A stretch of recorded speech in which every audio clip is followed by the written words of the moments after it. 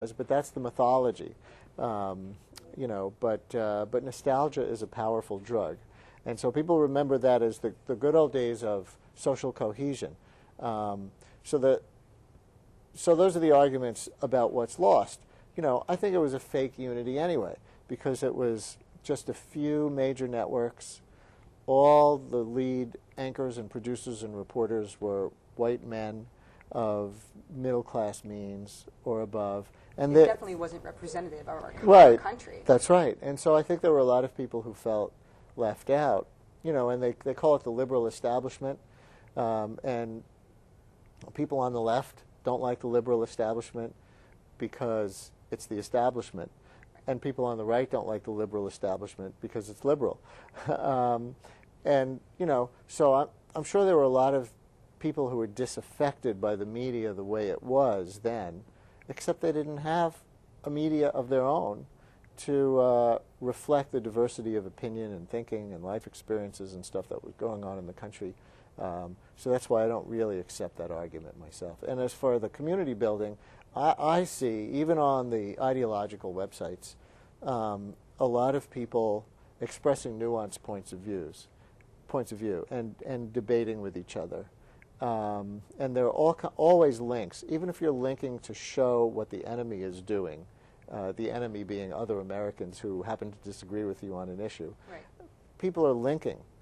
And so, I think that there's just so much more sharing of information that includes the potential for community building as well as retreating into our own echo chambers. Do you find that the people who believe Web 2.0 is harmful to democracy are in an older generation, that they're less comfortable with the new forms of technology today? Probably. I would think so. Yeah. I think people are threatened by what they don't know, and people are comfortable with what they do know. And, in terms of the shortcomings of what they do know, they say the devil you know is better than the devil you don't know. So I would tend to think, I haven't done a study, so I don't know, but I would tend to think that it does break down by generation to some degree.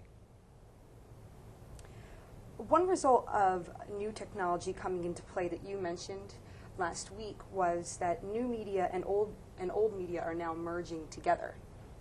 One effect of that would be that we actually don't have this new media that we thought we had in the first place. If the old guys are just buying up the new guys and they're going to learn how to control it the same way they did before, then not that much has changed. Do you have any comments on that, or how do you feel about that? I think that's a risk. I think it's a good thing to point out. We start to see people in the old media, or to some degree it's old media, but to some degree it's sort of big versus little. It's big media and little media. So even if some of the new media companies like Google and YouTube, just the very fact that Google and YouTube have merged, right? The dominant search engine and the dominant video sharing platform, they're now one company. So they have a tremendous amount of power in the market. Now, at the moment, those are tremendously flexible platforms. So I'm not sure that it's diminishing anybody's choice at this time, the fact that they merged.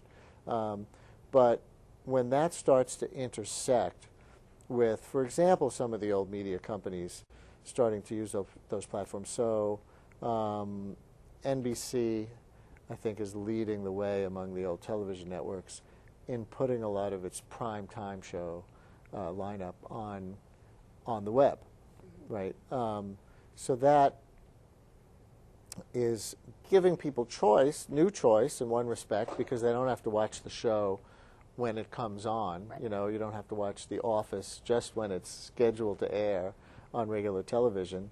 You can, view it. I don't know if you can download it and just take it with you, I'm not sure, but you can at least view it online at the time of your choice. Now, they put it up there with a certain kind of software that forces you to watch the commercials. You can't forward through the commercials, right? So if you TiVo something, you can forward through. You can't, on the web. Then there's this whole question of net neutrality, which I'm sure you were going to get to later on, but I want to bring it up now because that's probably the biggest way that companies are trying to plan to control the web and control people's access to the web. Before we get into it, could you just explain what net neutrality, the very basics of the net neutrality debate are? So what we have now is net neutrality. You can get to any website as fast and as easily as any other website if you know the web address, right? You just type in the web address, www, whatever. And yet, some internet service providers are considering going to a system where they would charge companies that have websites a fee to have privileged access, that is, to have faster access. So you and I as users could access website X more easily than we could access website Y if the company that owns website X pays our internet service provider a fee to have that privileged access. Because right now it's just the public who's using the internet that pays for the internet service. But the internet service providers want to move forward and be able to also charge at the other end of the spectrum. That's right. Now, what's the problem with that? Why is it a danger? Well, the problem with that is that corporate money will control what websites are easily accessible and what websites are not easily accessible.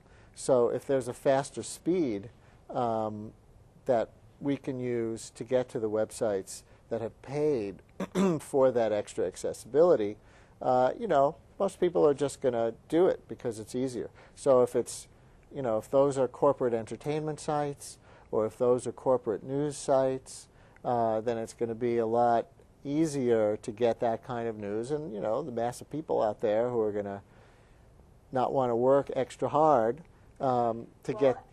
maybe they won't. It won't be easy for them in our democracy, which is my main concern. News and information side of this to get as much diverse information.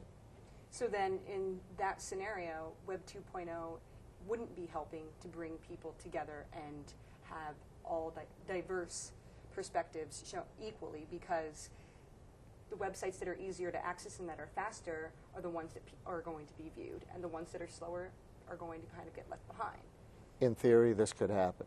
So net neutrality legislation that they're considering in Congress would require that websites, that internet service providers maintain equal access to all websites.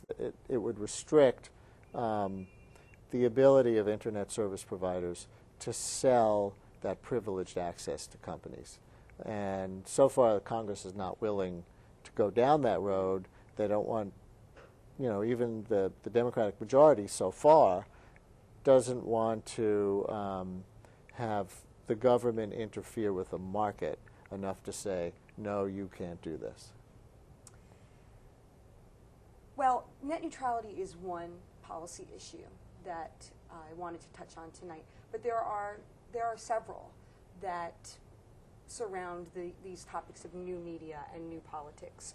What do you think are some of the big issues that we should be looking for in political debates coming up, and the new media and new technology issues of today?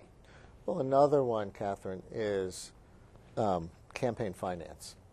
Now, as you know, being affiliated with the media program at the New York Law School, the